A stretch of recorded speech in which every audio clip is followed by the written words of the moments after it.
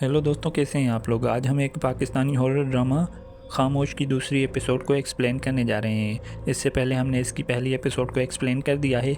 अगर आपने उस एपिसोड को नहीं देखा है तो पहले आप जाकर उस एपिसोड को देख लीजिए, वरना आपको कहानी बिल्कुल भी समझ में नहीं आएगी। इस वीडियो को स्टार्ट करने से पहले आप सभी से ये गुजारिश है कि आप हमारे इस चैनल को सब्सक्राइब कर लीजिए और बेल आइकन को ऑल पर प्रेस कर लीजिए, और वीडियो को लाइक करने के साथ साथ अपनी राय का इजहार कमेंट में ज़रूर कीजिए। तो चलिए इस वीडियो को स्टार्ट करते हैं। इस एपिसोड के स्टार्ट में हमें ये दिखाया जाता है कि आसिफ और फराज सलीम का मजाक उड़ाते हैं और उससे पूछते हैं कि तुम क्या करते हो, तो वो उन्हें बताता है कि मैं एक होटल का मालिक हूँ।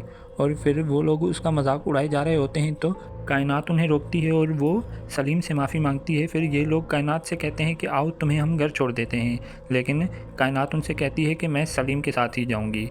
फिर ये लोग यहाँ से चले जाते हैं और अगले सीन में हमें हॉस्पिटल नज़र आता है, जहाँ पर डॉक्टर जैन अपने एक दोस्त के पास आता है और उसे कहता है कि मुझे तुम्हारा टेलीफ़ोन चाहिए, अर्जेंट फ़ोन करना है।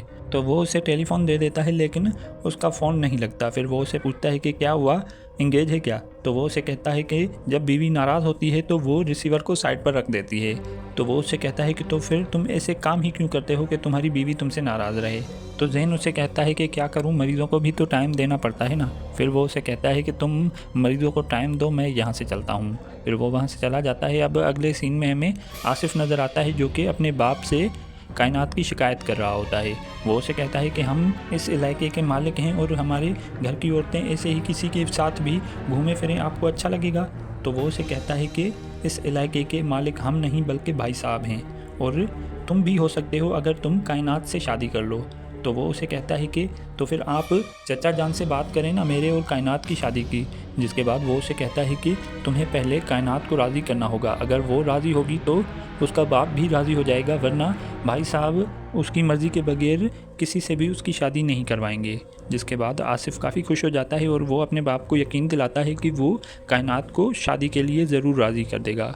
फिर अगले सीन में हमें फराज नज़र आता है और वो भी अपने माँ से यही शिकायत कर रहा होता है, और वो उसे कहता है कि आप मामू से मेरे और कायनात की शादी की बात करें।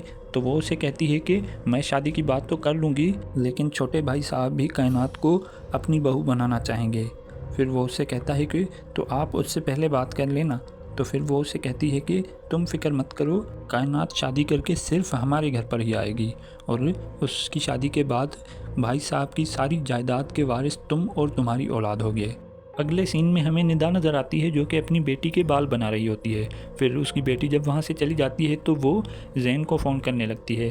जैन उसका फ़ोन उठाता है और उससे पूछता है कि क्या टेलीफ़ोन ख़राब हो चुका है क्या, मैं सुबह से कोशिश कर रहा हूँ फ़ोन करने की, लेकिन फ़ोन लग ही नहीं रहा। तो वो उसे कहती है कि मैंने पापा से बात करनी थी, इसलिए मैं उनसे बात कर रही थी। फिर निदा जैन से पूछती है कि तुम फ़ोन क्यों कर रहे थे। तो वो उसे बताता है कि आज मेरे कुछ मरीज़ हैं और इसलिए मुझे थोड़ी देर हो जाएगी।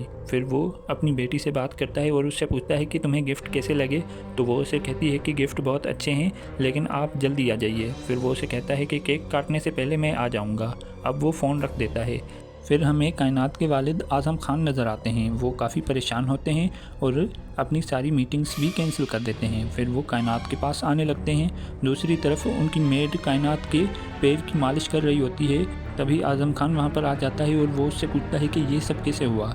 तो वो उसे बताती है कि घोड़ा मुझसे कंट्रोल नहीं हो पा रहा था और इस वजह से मैं घोड़े से नीचे गिर गई। तो वो अपने एक मुलाजिम को बुलाता है और उससे पूछता है कि ये कैसे हो गया, तुम तो कहते हो कि घोड़े हमारे ट्रेन हैं, वो किसी को नुकसान नहीं पहुंचाते, तो मेरी बेटी घोड़े से नीचे कैसे गिर गई। तो कायनात उसे बताती है कि मैं अपने घोड़े पर नहीं चढ़ी थी, सलीम के घोड़े पर चढ़ी थी और उन्हीं के घोड़े से नीचे गिर गई थी। तो वो अपने मुलाजिम से पूछता है कि ये सलीम कौन है। तो वो उसे बताता है कि साइड में जो होटल बना हुआ है वो उसी होटल के मालिक हैं। अब वो उसे कहता है कि तुम उस घोड़े को मार डालो।